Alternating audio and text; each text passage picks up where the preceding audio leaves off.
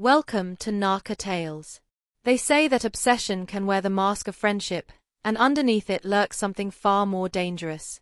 Tonight's story is about a man named Ethan, an accomplished 32-year-old supervisor at a non-profit legal aid office who believed himself to be a protector.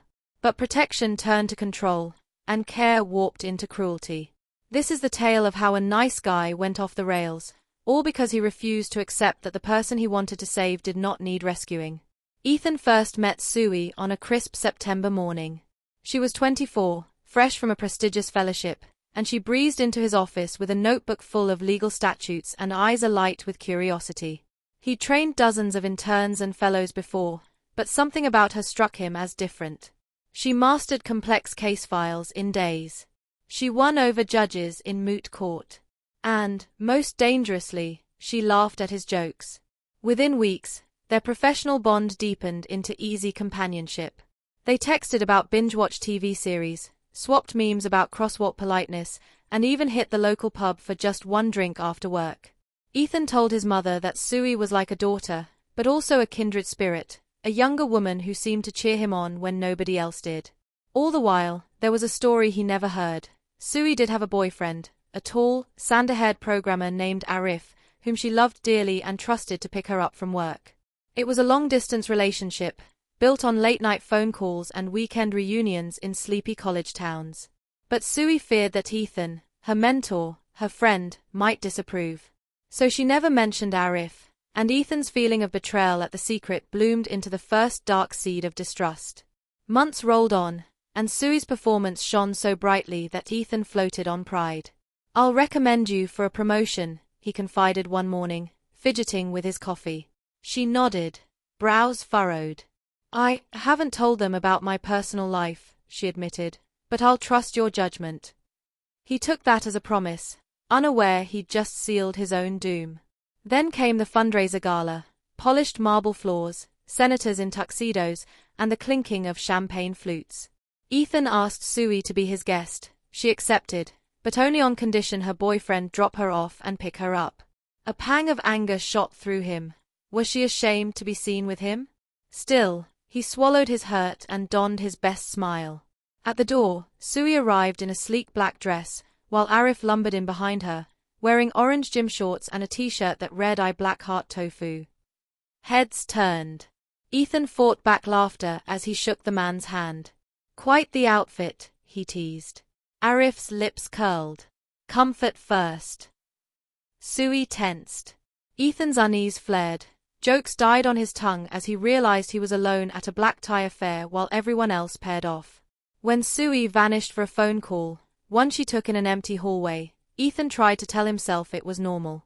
But every glance she cast at the door said otherwise. At midnight, they slipped away in Arif's truck. Ethan followed obsessively on foot, a man who needed answers. Sue never messaged, never called. She was back online the next morning, posting selfies, but not responding to his pleas. "Are you okay? Let me know you're home." The sight of her laughing in Instagram stories wound the knife tighter.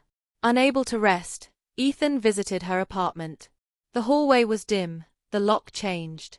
A neighbor peeked behind torn curtains. "She's not here," he whispered. That afternoon, Ethan pored over every text and email he'd ever sent her, convinced she was in danger. He researched domestic violence helplines, drafted letters of support, and resolved that he would save her from the man who controlled her. In his mind, he saw the signs, the missed calls, the sudden rushes to leave, the secretive glances.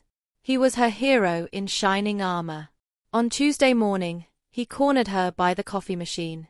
"Sue, I know you don't see it, but you're in an abusive relationship," he said quietly, heart pounding. She froze, drop of foam trembling on her lip. His words tumbled out. "He monitors your calls. He decides when you can stay late. You deserve someone better." Tears welled in her eyes, not of gratitude, but of shock. She pulled away. "That's enough, Ethan," she said. He pressed on. "I care about you. Let me help you break free." Her face went stone cold. "Leave me alone," she snapped, and marched down the corridor.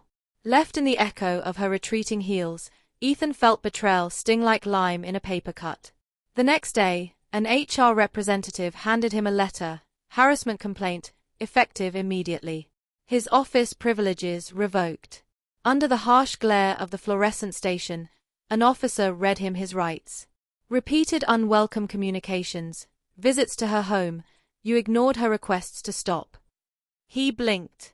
But You were told to cease contact, the officer interrupted. You crossed the line. Humiliation gushed through him. He was escorted out in handcuffs. The man who wanted to save Sui had become her tormentor. Weeks later, in a small interview room, the officer slid a file across the table. We spoke to witnesses, she said. They confirm you were insistent. You pressured her, cornered her. Ethan's heart pounded. I only wanted to protect her. The officer sighed. It's not your choice. She didn't ask to be saved. He left the station in misery, the night air as cold as his regret. On the subway home, he stared at his reflection in the window, eyes hollow, suit rumpled, a stranger. Then came the text he'd been longing for, the one last message from Sui. Ethan. There is no Arif. I never had a boyfriend. I made him up because I was afraid you'd confess feelings for me if you thought I was alone. You created the danger so you could be the hero. This isn't love. It's an obsession. I don't know who you are anymore. Her words stabbed deeper than any blade. In that moment, Ethan realized the truth. He hadn't protected Sui, he'd been preying on her trust. He'd conjured a villain so he could play the savior. And now, the final twist. When he tried one last time to see her, hoping for absolution, he found her desk empty, her computer wiped clean. His email bounced. Sui had resigned, disappeared without a trace. She had vanished, leaving behind only an empty chair, and a man who had lost everything he thought defined him, his career, his reputation, even his own sense of self. Ethan never saw her again. He transferred departments, got a new phone number, and buried his shame in late-night drinks. Occasionally, he catches himself drafting messages he'll never send. I'm sorry. I was wrong.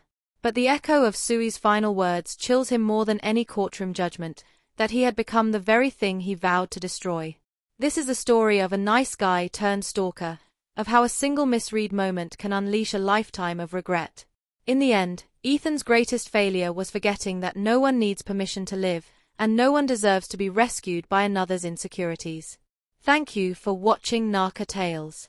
If tonight's story left you unsettled, subscribe for more journeys into the darkest corners of human intention, and remember, sometimes the greatest danger comes from the one who claims to care most.